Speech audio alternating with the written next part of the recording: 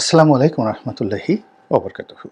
সম্মানিত দর্শক, বাংলাদেশ এবং ভারতের যে সম্পর্ক, এটি নিয়ে প্রায় প্রতিদিনই তুল কালাম কাণ্ড ঘটে যাচ্ছে। দেশের বাইরে যেমন অনেক ঘটনা ঘটছে, আমরা পুরোটা জানতে পারছি না। আবার দেশের ভেতরেও যা কিছু ঘটছে, তাও আমরা অনেক কিছু জানতে পারছি না। ডক্টর মোহাম্মদ ইউনূসের নেতৃত্বাধীন যে অন্তর্বর্তীকালীন সরকার, এই সরকারের সময় আমাদের যে স্বপ্নের বাক স্বাধীনতা, এরপর গণমাধ্যমের স্বাধীনতা ইত্যাদি যে বিষয়গুলো ছিল, তা এই সময়টিতে এসে মব জাস্টিসের কারণে পুরোটাই একেবারে মুখ থুবড়ে পড়ে গিয়েছে। ফলে শেখ হাসিনার জামানাতে তাকে আমরা যতই ফ্যাসিবাদ বলি, স্বৈরাচার বলি, যা কিছু বলি না কেন, ওই সময়টিতেও আমাদের মূল ধারার গণমাধ্যমগুলোতে যেভাবে কথাবার্তা বলা হতো, যেভাবে লেখা হতো, যেভাবে প্রচার এবং প্রোপাগান্ডা চালানো হতো, এবং আমরা যারা সামাজিক মাধ্যমে কথাবার্তা বলতাম, আমাদের যে social security and safety net, নিরাপত্তার যে একটা জাল, এটা আমাদের ছিল। যেমন ধরুন, আমার কথাই বলি, এখন থানা বলেন, পুলিশ বলেন, প্রশাসন বলেন, যে কোনো জায়গায় একটা টেলিফোন করলে আওয়ামী লীগ জমানাতে সেখানে তারা রেসপন্ড করতেন।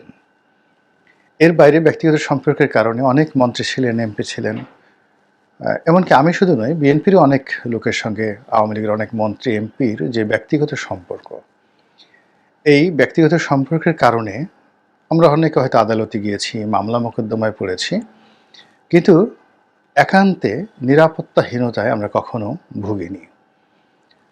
কোর্টে গিয়ে লাথি খেতে হবে, উকিল দাঁড়াবে না, বিচারক বিব্রত হবেন, তারপর আদালতে গিয়ে সেই যাকে বলা হয় উকিলবিহীন অবস্থায় অমানবিক একটা পরিবেশ পরিস্থিতিতে পড়ে যখন জেলখানাতে যাব, জেলখানাতে যাওয়ার পর সেখানে আবার মারধর, লাথিগুঁতো, পিটনি থেকে শুরু করে আরও অনেক কিছু যে ঘটবে, এটা রাজনৈতিক সরকারের আমলে সাধারণত কেউ কল্পনা করতে পারে না। এর কারণ হলো সবারই মোরলেস একে অপরের সঙ্গে একটা নিরাপত্তা বলয় থাকে, সম্পর্ক থাকে। সেই সম্পর্কটি এখন শূন্যে, কোনো কাজে আসছে না। দ্বিতীয়ত হলো যে সমাজে যারা মাতব্বরি দেখাতেন, তারপর মাস্তানি করতেন, তাদের একটা চেইন অফ কমান্ড ছিল। যেমন ছাত্রলীগের একটা ছেলে দুষ্টামি করেছে, আপনি যদি ছাত্রলীগের সভাপতির সাথে সম্পর্ক থাকে ভালো, তাকে বললেন, তার সাথে সম্পর্ক নিয়ে আওয়ামী লীগের একজন নেতাকে বললেন, তো এভাবে একটা জিনিস করা যায়। কিন্তু এখন এমন একটা অবস্থা হলো যে এই মুহূর্তে যারা ক্ষমতা এক্সারসাইজ করছেন, তারা এবং তাদের সহযোগী যারা আছে, তাদেরকে ম্যানেজ করা, তাদেরকে বলা, তাদের প্রতি ইনফ্লুয়েন্স করা, এটি বলতে গেলে একেবারে কোনো নেটওয়ার্কের মধ্যেই পড়ছে না। ফলে যারা একবার বিপদে পড়েছেন এই সময়টাতে, প্রায় সকলেই এক বাক্যে বলছেন, আগে আমরা ভালো ছিলাম। তো যা বলছিলাম, এই যে বাংলাদেশের ভিতরে এবং বাইরে এমন অনেক ঘটনা ঘটছে যেগুলো আমরা বলছি না, বলতে পারছি না, কিন্তু ঘটনা কিন্তু ঘটে যাচ্ছে। তো যেগুলো এই মুহূর্তে দৃশ্যমান, সেটা হলো ভারত এবং বাংলাদেশের মধ্যে রীতিমতো যুদ্ধাবস্থা। এটি এই মুহূর্তে প্রচারে একেবারে মহাযুদ্ধের মতো অবস্থা, প্রোপাগান্ডায় আরও খারাপ অবস্থা। আমরা বাংলাদেশে বসে খুব গালাগালি করছি ভারতকে, আবার ভারতের দশমুখ, আমাদের যেহেতু ছোট দেশ, আমাদের সব কিছু একটা সীমিত যাকে বলা হয় শক্তি এবং সামর্থ্য রয়েছে, কিন্তু ভারতে রয়েছে বলতে গেলে সীমাহীন তাদের কানেকটিভিটি, দেশে দেশের বাইরে। তাদের মিডিয়া আমাদের সাথে অনেক শক্তিশালী, এবং তাদের যে সকল সাংবাদিক রয়েছেন আমাদের সাথে অনেক অনেক বেশি যোগ্যতা সম্পন্ন। তারা কারো পক্ষে গেলে ওভাবেই যান, কারো বিপক্ষে গেলে ঠিক ওইভাবেই যেতে পারেন, যেটা আমরা পারি না। এবং তাদের যে রাজনীতিবিদ যারা রয়েছেন, যোগ্যতার বিচারে, তারপরে মানদণ্ডের ক্ষেত্রে, দেশপ্রেমের ক্ষেত্রে এবং রাজনীতির যে কলাকৌশল, এগুলো প্রয়োগের ক্ষেত্রে, শুধু এতটুকুই বললাম যে আমরা বাংলাদেশে যারা আছি তারা একেবারে শিশু এদের তুলনায়। মমতা ব্যানার্জির কথা যদি আপনি চিন্তা করেন, রাহুল গান্ধীর কথা যদি চিন্তা করেন, নরেন্দ্র মোদী থেকে শুরু করে এরকম অন্ততপক্ষে 1000 আপনি সর্বভারতীয় নেতার কথা বলতে পারবেন, যাদের তারা যদি কোনো একটা বিশ্ববিদ্যালয়ের শিক্ষক হন, তবে ওই বিশ্ববিদ্যালয়ে ঢোকার জন্য প্রাইমারি স্কুলের 5 পাস করার মতো অবস্থা আমাদের দেশের রাজনীতিবিদদের এখনো হয়নি। এটা হলো বাস্তবতা। যদি কেউ চ্যালেঞ্জ জানাতে চান, তারা একটু শশী থারুরের সঙ্গে বসতে পারেন, অমিত শাহের সঙ্গে বসতে পারেন, মমতা ব্যানার্জির পাশে বসতে পারেন। কোনো আলাপ আলোচনা করতে হবে না, শুধু একটা ছবি তুললে আপনি বুঝতে পারবেন যে এই দুজনের যে বডি ল্যাঙ্গুয়েজ, কার অবস্থান কি। তো কাজেই এই যে বাংলাদেশ এবং ভারতের মধ্যে যে বাকযুদ্ধ শুরু হয়েছে, এই যুদ্ধের প্রেক্ষিতে ভারত যা কিছু করছে সঙ্গে সঙ্গে সেটা আন্তর্জাতিক মিডিয়াতে বাংলাদেশের বিরুদ্ধে চলে যাচ্ছে। আর সেটাকে সামাল দেওয়ার জন্য আমরা নিজেদের এই ঘরের মধ্যে থেকে কুয়োর ব্যাঙ যেভাবে লাফায়, ঠিক ওইভাবেই যা কিছু করার ততটুকু আমরা করতে পারছি। তো এই যে বাংলাদেশের সংখ্যালঘু নির্যাতন হচ্ছে, বাড়িঘর জ্বালিয়ে দেওয়া হচ্ছে, চিন্ময় প্রভুকে গ্রেপ্তার করা হয়েছে, এগুলোর আইনগত ভিত্তি কতটুকু আছে না আছে আমরা বাংলাদেশের মানুষ জানি। এদেশের সংখ্যালঘুরা আসলে কিভাবে আছে আমরা তো জানি, সংখ্যালঘুরা সবচেয়ে ভালো জানেন। কিন্তু তারপরেও ভারত এটা মার্কেটিং করছে। এজন্য করছে যে এখন বাংলাদেশের উপর তারা কাঁঠাল ভাঙবে। তাদের অনেক ব্যর্থতা আছে পররাষ্ট্রনীতিতে।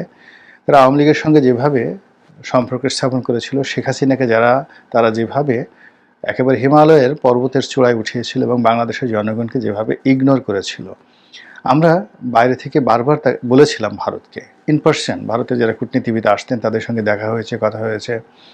তারপর এই টকশোয়ের মাধ্যমে, সভা-সমিতি, সেমিনার, লেখনীর মাধ্যমে ভারতের দৃষ্টি আকর্ষণ করার চেষ্টা করেছে যে আপনারা নেশন টু নেশন এবং জনগণের সঙ্গে সম্পর্ক করেন, একসময় আপনারা খুব বিপদে পড়বেন। কিন্তু তারা সেই বড় দাদাদের মতো সবসময় একটা গোধরে ছিল এবং তারই প্রেক্ষিতে যখন শেখ হাসিনা বাংলাদেশ থেকে ভারতে আশ্রয় নিলেন, এখন তারা মানে তাদের ইজ্জতে ভীষণ রকম ঘা লেগেছে। এখন বাংলাদেশকে কী করে অপদস্থ করা যায়, শেখ হাসিনাকে, আওয়ামী লীগকে রক্ষা করার জন্য, নিজেদের ইজ্জত এবং আব্রুকে রক্ষা করার জন্য, নিজেদের ইগোকে তারা যাকে বলা হয় প্রতিষ্ঠিত করার জন্য, বা ইগোটি বাংলাদেশের উপর প্রয়োগ করার জন্য, দাদাগিরি, ফিউডালিটি, এই জিনিসগুলো প্রয়োগ করার জন্য তারা কি করছেন, মিথ্যার যে ব্যাসাতি, তারপরে প্রচার এবং প্রোপাগান্ডার যে ব্যাসাতি, এবং যা কিছু করা দরকার, দম্ভ, সব মিলে এমনভাবে করছেন সত্যিকার অর্থে আমরা এগুলো পেরে উঠছি না। বাট ওদের কথাবার্তা শুনলে মেজাজ ঠিক রাখা যায় না। যেমন বড় বড় সামরিক জেনারেল, ভারতের সামরিক জেনারেল, পলিটিক্যাল বিশ্লেষক, এবং এখানে আমাদের বাংলাদেশে যেমন মতিউর রহমান মাহফুজা নামের মতো সাংবাদিক, তাদের চেয়েও অনেক অনেক বড় মানের সাংবাদিক, তারা তাদের ইউটিউব পেজে, পত্রিকার ইউটিউব পেজে, নিজেদের ইউটিউব পেজে, ফেসবুক পেজে তারা অনবরত বাংলাদেশের বিরুদ্ধে যে বিষোদ্গার করছেন এবং যেভাবে বলছেন যে বাংলাদেশ হলো এরকম একটা দেশ, ভারত যদি একটা টিপ মারে, সেই একটা টিপ সহ্য করার ক্ষমতা বাংলাদেশ নেই। 2 নম্বর হলো যে বাংলাদেশের সব কিছু যা কিছু আছে তা ভারত মাত্র 10 মিনিটের মধ্যে মানে বোমা মেরে গুড়িয়ে চুরমার করে দিতে পারে। এরকম বিভিন্ন রকম কথাবার্তা যা বলছে তা আসলে আমাদেরকে উত্তেজিত করছে, আমাদের তরুণ সমাজকে ভীষণ রকমভাবে উত্তেজিত করছে। এবং এই সময়ের মধ্যে ভারতে আমাদের পক্ষে কথা বলার মতো একমাত্র কবির সুমন ছাড়া আর কেউ নেই। ওই যে বিখ্যাত সঙ্গীতজ্ঞ কবির সুমন। তো আমরা অনেকদিন যাবতই জানি যে মমতা ব্যানার্জি পশ্চিমবঙ্গের মুখ্যমন্ত্রী, তিনি বাংলাদেশের ভালো বন্ধু। শেখ হাসিনার ভালো বন্ধু হওয়া সত্ত্বেও তিনি ছাত্র আন্দোলনের সময় জুলাই মাসের দিকে তিনি এই আন্দোলনকারীদের পক্ষে কথা বলেছেন এবং একথাও বলেছেন যে আন্দোলনকারীরা যদি ভারতে আসতে চায়, পশ্চিমবঙ্গে যেতে চায়, তাহলে তিনি তাদেরকে আশ্রয় দেবেন। এই ধরনের বন্ধুত্বপূর্ণ একটা মনোভাব তার ছিল। কিন্তু তিনিও সম্প্রতি সর্বভারতীয় রাজনীতির যে মেরুকরণ, সেই মেরুকরণের মধ্যে পড়ে বাংলাদেশের বিরুদ্ধে হঠাৎ করে এমন একটা কথা বললেন যে বাংলাদেশে শান্তিরক্ষী বাহিনী, জাতিসংঘের শান্তিরক্ষী বাহিনী মোতায়েন করা উচিত। এবং এটা যেন তেন লোক নয়, সর্বভারতীয় রাজনীতিতে কেন্দ্রের রাজনীতি যারা নিয়ন্ত্রণ করেন 2-3 জন বাদে সর্বভারতীয় রাজনীতিতে মমতা ব্যানার্জির একটা সুনাম আছে, সুখ্যাতি আছে, এবং তিনি যথেষ্ট ক্ষমতাধর এবং তার বক্তব্য দেশে বিদেশে ভীষণভাবে আলোচিত হয়। তো তিনি যেই মুহূর্তে বললেন পশ্চিমবঙ্গের বিধানসভাতে যে বাংলাদেশে শান্তিরক্ষী বাহিনী জাতিসংঘের মোতায়েন করা উচিত সংখ্যালঘুদের রক্ষা করার জন্য। এবং এই কথাটা মোদী সরকার সঙ্গে সঙ্গে কি করলো, ভারতের যে কেন্দ্রীয় পার্লামেন্ট যেটা লোকসভা, সেই লোকসভা এবং লোকসভার যেটা ঊর্ধ্বতন যেটা একটা হলো ওদের যে লোকসভা আর একটা হলো ওদের যে আপার হাউস যেটাকে বলা হয়, তো সে রাজ্যসভা, সেখানেও এই বিষয়টি নিয়ে আলোচনা হলো এবং সংসদ সদস্য যারা আছেন দুই জায়গাতেই তারা ভীষণ রকম এইগুলো নিয়ে আলোচনা শুরু করলেন এবং এখনও সে আলোচনা করছে। এবং এটা নিয়ে আমাদের বাংলাদেশের আমরা প্রতিক্রিয়া দেখাচ্ছি। আমাদের একজন তরুণ উপদেষ্টা তিনি বললেন যে বাংলাদেশে দরকার নেই, ভারতে শান্তিরক্ষী বাহিনী নিয়োজিত হবে এবং সেখানে যদি দরকার হয় বাংলাদেশের সামরিক বাহিনী জাতিসংঘের হয়ে সেখানে দায়িত্ব পালন করবে। এগুলো কথার কথা এই কারণে যে আমাদের এই বক্তব্য আমাদের এই বলয়ের বাইরে যাবে না, কিন্তু মমতা ব্যানার্জির বক্তব্য, ভারতের বক্তব্য, এটি লন্ডনে চলে যাবে, আমেরিকাতে চলে যাবে, জাতিসংঘে চলে যাবে, নিরাপত্তা পরিষদে চলে যাবে এবং যত মানবাধিকার সংস্থা থেকে শুরু করে সারা পৃথিবীর অর্থনীতি যারা নিয়ন্ত্রণ করে সেই সকল জায়গাতে চলে যাবে। এবং এইগুলো বাংলাদেশের বিরুদ্ধে প্রোপাগান্ডা হিসেবে কতটা ব্যবহৃত হতে পারে যে এই মমতা ব্যানার্জির এই বক্তব্যের পরপরই ব্রিটিশ সরকার এই ডিসেম্বর মাসকে কেন্দ্র করে বাংলাদেশে একটি ভ্রমণ নিষেধাজ্ঞা দিয়েছে। কি নিষেধাজ্ঞা? সে মনে করছে, অর্থাৎ ব্রিটিশ সরকার মনে করছে যে বাংলাদেশে যে কোনো সময় বড় একটি দুর্ঘটনা ঘটতে পারে এই ডিসেম্বর মাসে, কাজেই তাদের যারা নাগরিক, ব্রিটিশ নাগরিক, তারা যেন খুব সতর্কভাবে চলাচল করে এবং এই সময়টাতে খুব প্রয়োজন না হলে বাংলাদেশে যেন না আসা হয়, এই ব্যাপারে তারা নিরুৎসাহিত করেছে তাদের দেশের নাগরিককে। তো আপনারা জানেন যে একমাত্র পৃথিবীতে যাকে বলা হয় ব্রিটেন হলো সেই দেশ যারা কিনা আমেরিকার মাউথপিস।